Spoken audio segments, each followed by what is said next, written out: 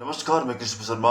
और इस रात की घड़ी समय हो रहा है 11 बजने को 15 मिनट बाकी है और तारीख 2 सितंबर 2025। और इस समय में इंसान से कहना पड़ता है कि आज आप जो भी करते हैं सरकार दे रहा है, सरकार हमको दे रहा है, कह रहा है सरकार कोई नहीं देता है। और सरकार कहाँ से दे रहा है ये जानना बहुत ज़रूरी है।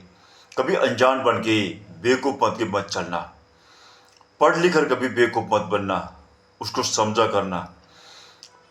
और जितने भी बुजुर्ग भत्ता दे रहा है, बुजुर्ग पेंशन दे रहा है, किसान पेंशन दे रहा है, जो भी जो जिसको जो दे रहा है ना, ये जनता से लिया हुआ पैसा दे रहा है। और कितना ले रहा है कितना दे रहा है ये बता रहा हूँ, ये ध्यान से सीखो। मेरे सिवाय एक बताने वाला कोई भी नहीं आएगा और बता भी नहीं सकता, आज तक किसी ने बताया भी नहीं है। जनता से सरकार कितना ले रहा है महंगाई में बताओ। एक टैक्स आयकर में भी ले रहा है, दूसरे हर जगह बिजली पानी सभी कुछ में वो पैसे उठा रहा है। और बाजार में कहीं भी कुछ जाओगे वहाँ से भी टैक्स आयकर भरना पड़ता है। स्कूल से लेकर हर जगह में, अस्पतालों से लेकर सब जगह में, हर जगह से आपको छोटा सा रकम बता दूं, आपको 1,000 रुपये आपसे ले रहा है, 1 रुपये आपको दे रहा है। किसका पैसा दे रहा है? बाकी 999 रुपये सरकार अपनी जेब में डाल रहा है। जो भी सड़क बनाया, जो भी कर रहा है, जो कुछ बना रहा है ना, वो जनता के पैसों में बन रहा है। सरकार कहीं से नहीं लाता।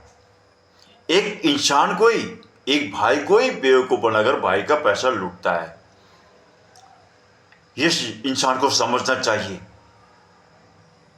बेवकूफ़ कभी मत बनो, इसलिए कहता हूँ इंसान को। और एक बात ध्यान देना, मैंने कई बार कह चुका हूँ इस बात को, ये संसार सृष्टि करने वाला परमेश्वर है, इंसान नहीं, नेता नहीं, सरकार नहीं। सरकार का कोई दरकार है तो परमेश्वर का दरकार है। जिन्होंने जीवन दिया उनको मानना सीखो। धार्मिक कहते मंदिर जाते, मस्जिद जाते, गिरजा जो भी जाते ना, ये कोई धार्मिकता नहीं है। उनका दिया हुआ काम आज तक इसे किसी एक ने भी नहीं किया है। और ईसाई को तो बात ही छोड़ो, ईसाई ने तो कोई भी कर ही नहीं पाया आज तक, क्योंकि आपस में जब वो लोग प्रेम नहीं करते तो कभी भी परमेश्वर का वचन पालन किया हुआ हम नहीं देखते कहीं भी। सबसे पहले आप एक आपस में प्रेम करना चाहिए। तो यहाँ पे मैं इंसान को ये कहना चाहूँगा, तो इस बात को ध्यान दे। इंसान को जीने के लिए दो चीज़ की दरकार है, एक मिट्टी पैर रखने के लिए, दूसरा खाने के लिए अनाज। जब मिट्टी नहीं रहेगा कहाँ पैर रखोगे? जब अनाज नहीं रहेगा क्या खाओगे? कोई भी सरकार अगर मिट्टी ने उगाना छोड़ दिया, सरकार कहाँ से लाकर देगा? ये जनता को क्यों बेवकूफ़ बन रहे हैं अभी भी? समझ में कब आएगा?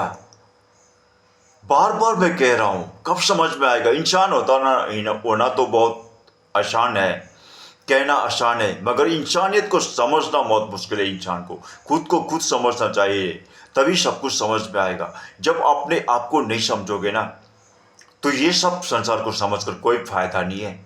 तो ये कह रहा हूँ अभी, कभी भी सरकार ने दिया हो मत कहना।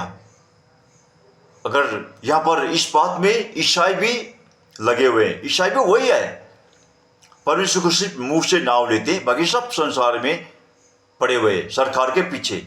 सरकार ने दिया हुआ है, उसने दिया हुआ है, सब ये हर कोई उनके पीछे पड़ा हुआ है। हर कोई एक रास्ते के पीछे चल रहा है, पर सत्य के रास्ते में एक भी कोई नहीं है। मैं एक भाई होने के नाते हरदम कहना पड़ता है, इसलिए सरकार के पीछे मत भागो, मतदान खत्म करो। कोई दरकार नहीं है मतदान करना, ये जनता का अधिकार है, ये नहीं। ये सिर्फ लूट का रास्ता बनाया हुआ नेताओं ने 1974 साल से 1974 में शुरू हुआ है। उससे पहले कोई भी नहीं था। उससे पहले भारत में अंग्रेज का शासनकाल था, वो बहुत ही आसान था, बहुत सरल था। उस समय इतना दबाव, इतना लूट नहीं था। जब भारत के ऐसे लुटेरों ने अपने हाथ में लेकर चला, तब से भारत में लूट का भारत बन गया है। आज विश्व में नाम आता है, भारत एक नंबर लूट का बोलते हैं। कोई भी भारत को अच्छा नहीं बोलते।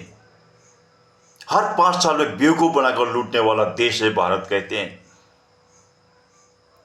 इंसान को जरा समझना चाहिए। अभी भी अगर दिमाग का ढक्कन नहीं खोलोगे कभी खोल नहीं पाओगे। 21वीं शताब्दी चल रहा है, तो सरकार के पीछे मत भागो, मतदान करना छोड़ दो। सरकार कोई नहीं दे रहा, आप ही का पैसा लूट कर दे रहा। आज कितना आयकर में पैसा उठ रहा है, जीएसटी में कितना उठ रहा है, फिर भी इतना ज्यादा महंगाई है। मैंने पहले भी कहा था, कह चुका हूं, बार बार कह रहा हूं, इतना ज्यादा पैसा उठने के बाद इतना महंगाई है आज यहां पर। जनता को इतना मार कर, जनता के पास पैसा नहीं है और अमीर जादुओं के पास करोड़ करोड़ का होटल में बैठकर खाना खाने का पैसा है।